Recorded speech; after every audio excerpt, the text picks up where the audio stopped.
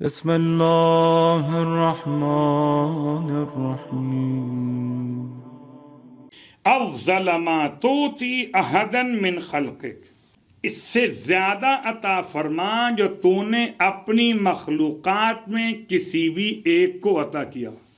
تیری جتنی مخلوقات ہیں، درود کا مسئلہ ہے، کل بھی آپ کی خدمت میں جملہ پیش کیا تھا اور آج آپ کی خدمت میں ایک جملہ اور پیش کر دیا جائے کہ درود کی تلاوت انسان کے نامہ اعمال کو وزنی کرتی ہے۔ بر روایت امام محمد باقر علیہ السلام، بر روایت امام جعفر صادق علیہ السلام، دو صادقین کی گواہی ہے کہ نامہ اعمال کو درود سے زیادہ کوئی اور شے وزنی نہیں کر سکتی۔ تو درود کس طرح پڑھا جائے؟ ایک طریقہ درود تو آپ کے علم میں کہ اللہم صلی علی محمد وآل محمد، ایک درود اس سے آگے مکمل وَعَجِّلْ فَرَجَهُمْ، ایک اس کے بعد وَعَجِّلْ فَرَجَهُمْ وَأَهْلِكْ عَدُوَّهُمْ مِنَ الْجِنِّ وَالْإِنسِ مِنَ الْأَوَّلِينَ وَالْآخِرِينَ، یا وہ درود جو ہر معصوم کے لیے الگ الگ بیان کیا امام حسن عسکری علیہ السلام۔ تو یہ تمام تر 14 درود امام نے تعلیم فرمائے ہیں 11ویں امام علیہ السلام نے کہ 14 کے 14 معصومین کے لیے الگ الگ جملوں میں درود پڑھا جائے۔ البتہ ہمارا عنوان وہ صلوات چہاردہ معصومین نہیں ہے، ایک صلوات کبیرہ ہے۔ بعض کہتے صلوات کبیرہ وہی ہے کہ جو یہ والے درود چہاردہ معصومین کے۔ یہاں پر جملہ استعمال ہوا ما تو افضل ما توتی احدا من خلقک، اس سے بھی بلند تر جو تو نے اپنی مخلوقات میں سے کسی ایک کو بھی عطا کیا ہو۔ وَآتِ مُحَمَّدًا فَوْقَ مَا تُؤْتِ الْخَلَائِقِ، اور عطا فرما محمد صلی اللہ علیہ وسلم فوق ما، اتنا بلند کہ تؤتِ الخلائق من الخیر، جو تو نے اپنی مخلوقات میں کسی ایک کو فوقیت دی۔ اضعافاً کثیرتاً، اپنی مخلوقات میں سے جو خیر میں جس کو تو نے فوقیت دی ہے، حضرت کو کئی گنا زیادہ عطا فرما۔ لا یحصیہا غیرک، اتنا عطا فرما جسے تیرے سوا کوئی اور شمار نہ کر سکے۔ ایک درود جو ہم اور آپ پڑھتے ہیں اللہم صلی علی محمد وآل محمد، آپ نے ایک بار پڑھا، شمار کیا، ایک بار، پھر 2 بار، پھر 3 بار۔ ایک مرتبہ آپ خدا سے کہتے ہیں پروردگار اتنا درود نازل فرما جس کو تیرے سوا کوئی اور شمار نہ کر سکے۔ لا یحصیہا غیرک، جس کو تیرے علاوہ کوئی اور شمار نہ کر سکتا۔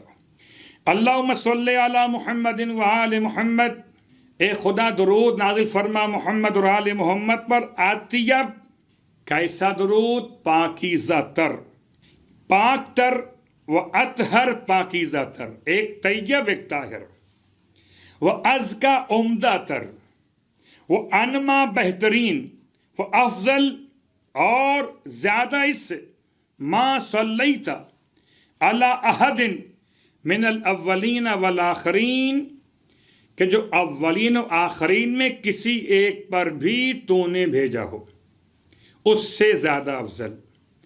وَعَلَىٰ أَحَدٍ مِّن خَلْقِكَ، اور جو تو نے اپنی مخلوقات میں کسی ایک پر بھیجا اس سے بھی افضل۔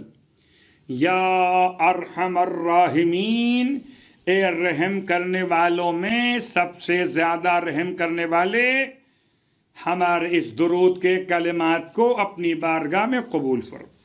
اور آج کے سارے درود کی اس تلاوت اور اس کے ثواب کو ہدیہ کر رہے ہیں حضرت ابو طالب علیہ السلام کی بارگاہ مقدس۔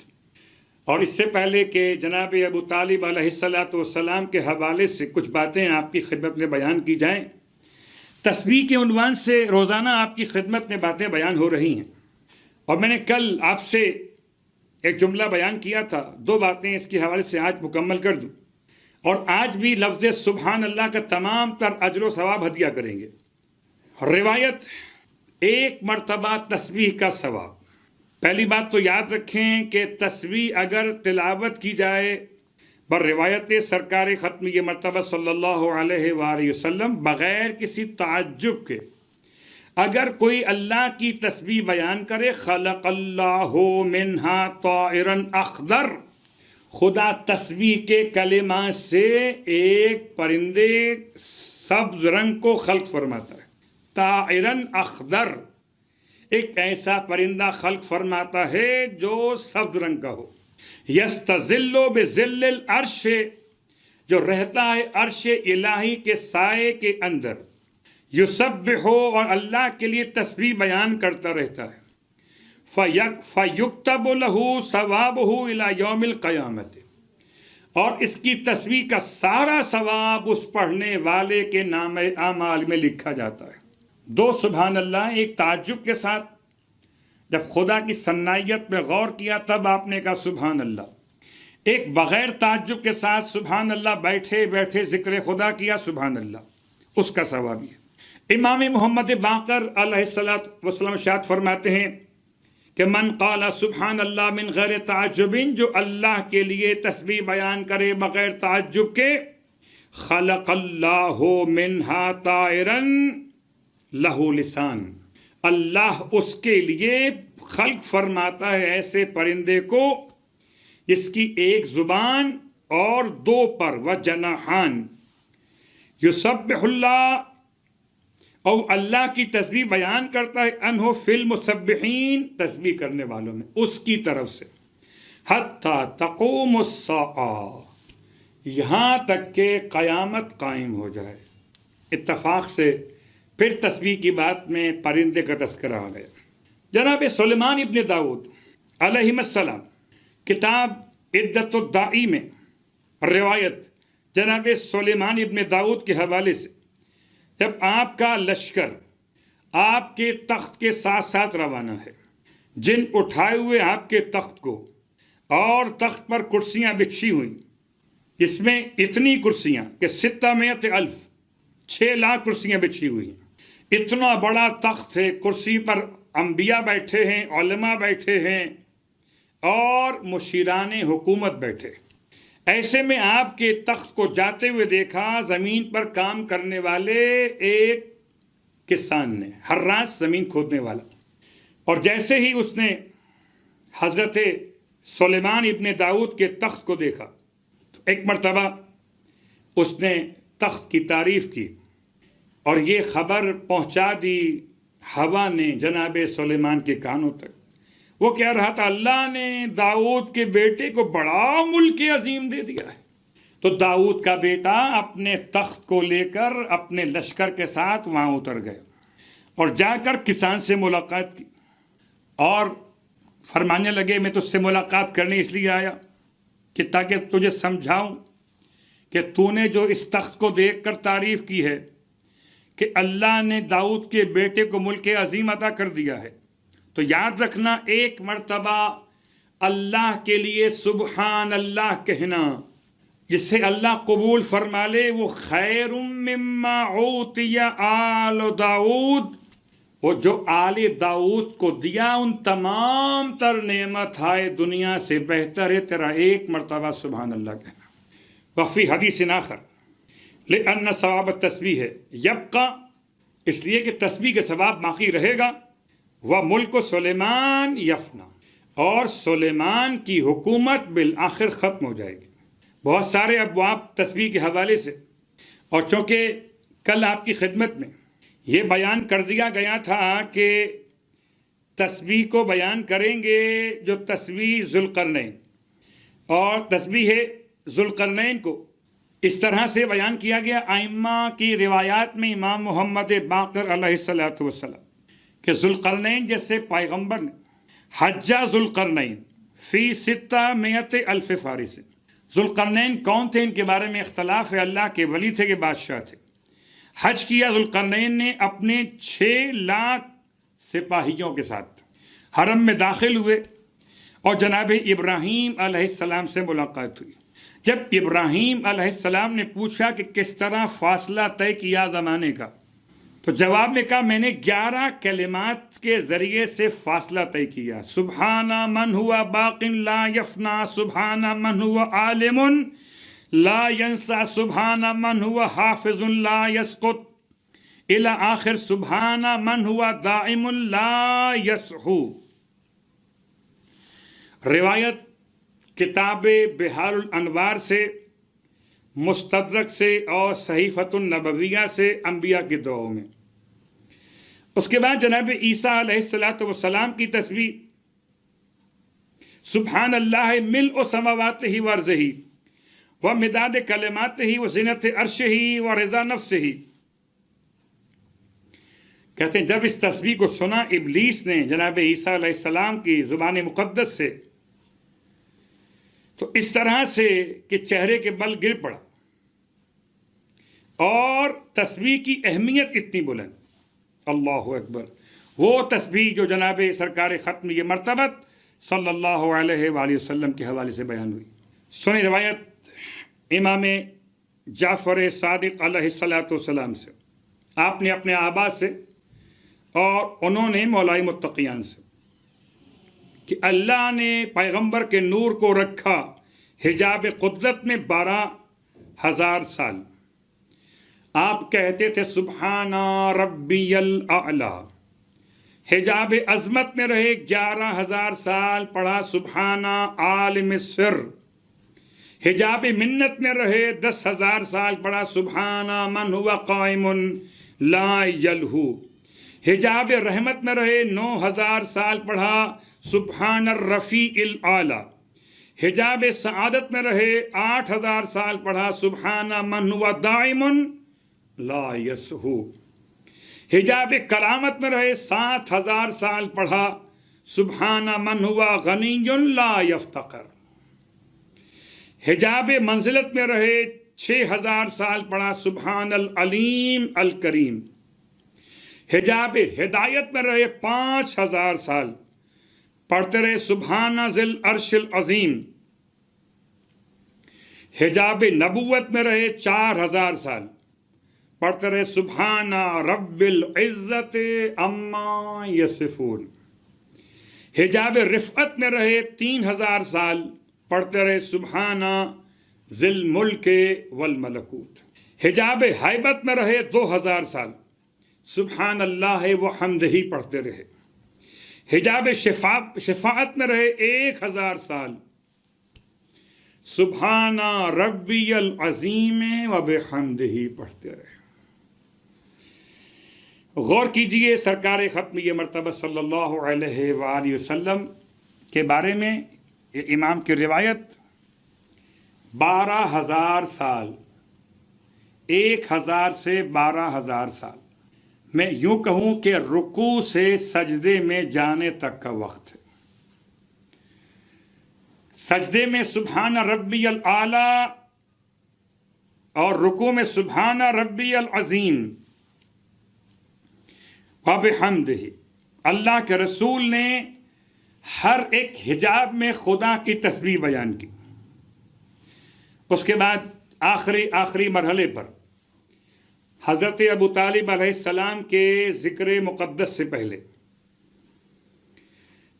نقل من خط الشہید رحمہ اللہ فی حدیث المعراج، حدیث معراج میں ایک روایت کو انداز سے شہید نے لکھا کہ ان تسبیح علی السماء دنیا، کہ آسمان دنیا کے ملائکہ کی تسبیح، ان تسبیح اہل السماء دنیا سبحان ذی الملک والملکوت، اور اس کے بعد سمائے ثانیہ دوسرے آسمان والوں کی تسبیح سبحان ذی العز والجبروت، تیسرے آسمان والوں کی تسبیح سبحان الحی الذی لا یموت، اور چوتھے آسمان والوں کی تسبیح سبحان الملک القدوس سبحان رب الملائکۃ والروح۔ اس خط شہید میں 4 آسمانوں کا تذکرہ موجود ہے، تو 4 آسمان والوں کی تسبیح الگ الگ، اللہ کے حبیب کی تسبیح ایک ایک حجاب میں رہتے ہوئے الگ الگ، اور جس کی آغوش میں پلے، اللہ اکبر، اس کی آغوش میں، اس کے گھر میں کس طرح خدا نے وہ منزلت و مقام عطا کیا۔ ویسے ایک مجلس تو کیا، انسان ساری زندگی بھر حضرت ابو طالب علیہ السلام کی باتیں بیان کرتا رہے تو زندگی ختم ہو سکتی ہے، مگر ذکر جناب ابو طالب ختم نہیں ہوگا۔ آپ شیخ اس طرح سے کہ قریش کے لوگ آپ کو شیخ کہتے تھے، سید البطحہ، رئیس مکہ، بعزت البلد، اور حضرت ابو طالب علیہ السلام کا اسم گرامی عبد مناف یا حضرت عمران بیان کیا گیا۔ ابو طالب تو آپ کو طالب کے عنوان سے کہہ کر یاد کیا گیا۔ البتہ ساری خدمات کا خلاصہ کرتے ہوئے آپ کے ایمان کے حوالے سے، آپ کی خدمات کے حوالے سے صرف 2 حوالے آپ کی خدمت میں عرض کروں گا۔ سرکار ختم یہ مرتبہ احمد مجتبی محمد مصطفیٰ صلی اللہ علیہ وآلہ وسلم ایک دن حرم میں نماز پڑھ رہے تھے کہ ابو جہل ملعون نے کافروں سے کہا، ہے کوئی تم میں سے جو ان کی نماز خراب کر کر آئے، ان کی نماز میں خلل ڈال کر آئے۔ عبداللہ ابن الزبری اٹھا اور اس نے خون اور گوبر کو لیا اور اللہ کے رسول کے چہرے کی بے ادبی کر دی۔ اللہ کے رسول نماز ختم کرنے کے بعد جناب ابو طالب کے پاس آئے، اپنے بھتیجے کو اس حال میں دیکھا۔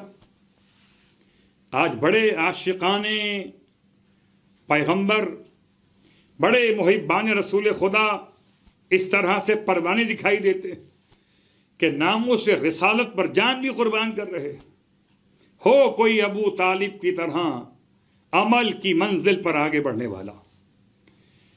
جب کوئی نہ تھا اس وقت ابو طالب پیغمبر کے ساتھ تھے۔ آپ نے اپنے شہزادے کو اس حال میں دیکھا، لے کر آئے مسجد حرام کے اندر، اور جیسے ابو طالب کو دیکھا لوگ اٹھنے لگے۔ ابو طالب نے اپنے تلوار کو نیام سے نکالا ہوا ہے۔ ارشاد فرمایا کوئی بھی اپنے مقام سے ہلنے نہ پائے ورنہ اس کا سر تن سے اتار دوں گا۔ سب بیٹھ گئے سارے سرداروں کے سامنے۔ اللہ کے حبیب سے جناب ابو طالب نے پوچھا، بتائیے ان میں سے کس نے آپ کے ساتھ یہ کیا ہے؟ اللہ کے رسول نے نام دیا، عبداللہ ابن الزبری۔ جناب ابو طالب علیہ السلام نے اپنے ہاتھوں سے خود انتقام لیا، وہی خون اٹھا کر، وہی تمام چیزیں اٹھا کر عبداللہ ابن الزبری کے چہرے اور داڑھی میں مل دی۔ اللہ اکبر! یہ بتانے کے لیے کہ جو محمد کا دشمن ہے اس کا ابو طالب دشمن ہے۔ محافظ رسالت کون؟ ابو طالب علیہ السلام۔ دوسرا مرحلہ یہ تو تھا وہ مسئلہ جو آپ نے محافظت کا حق ادا کیا، گرچہ شیب ابی طالب کا محاصرہ اس سے بھی بڑا عنوان ہے۔ غور کیجئے گا آج لاک ڈاؤن کے اعتبار سے لوگ گھر میں بیٹھے ہوئے، وہ 3 سال کا لاک ڈاؤن تھا، تم 3 ہفتوں میں 3 مہینوں میں گھبرا گئے، راشن بانٹتے تھک گئے۔ سلام ہو اس ابو طالب پر جس نے 3 سال تک سماجی محاصرے کے دوران ختم یہ مرتبت کی حفاظت کا ذمہ اٹھایا تھا۔ اللہ کے رسول شیب ابی طالب میں رہے، محفوظ رہے۔ جناب ابو طالب علیہ السلام کا دوسرا عنوان، واقعاً آج ہم اور آپ کیا کر سکتے ہیں؟ جناب ابو طالب علیہ السلام نے کس طرح پیغمبر کا ساتھ دیا، کس طرح آپ کی اہمیت کو اجاگر کیا۔ ایک مرتبہ ابھی آپ نے سنا نصرت کا حوالہ، اور ایک شعر سن لیجئے۔ تمام کافروں کو جناب ابو طالب کا کھلا ہوا پیغام تھا۔ آپ نے اپنے بھتیجے سے ارشاد فرمایا، واللہ لن یصلوا الیک بجمعہم حتی اسود فی التراب دفینا۔ قسم ہے اللہ کی، یہ سب کے سب مل کر بھی آپ تک نہیں پہنچ سکتے جب تک کہ مجھے مٹی میں دفن نہ کر دیا جائے۔ فنفذ امرک، بس آپ اپنے امر کو آگے بڑھائیے۔ فلا علیک مخافہ، آپ پر کوئی خوف نہیں ہے، اور آپ کو بشارت ہو آپ کے رب کی طرف سے کہ آپ کا پیغام اور آپ کے لیے آنکھوں کی ٹھنڈک قرار پائے گا۔ جناب ابو طالب علیہ السلام کا کھلا ہوا اعلان،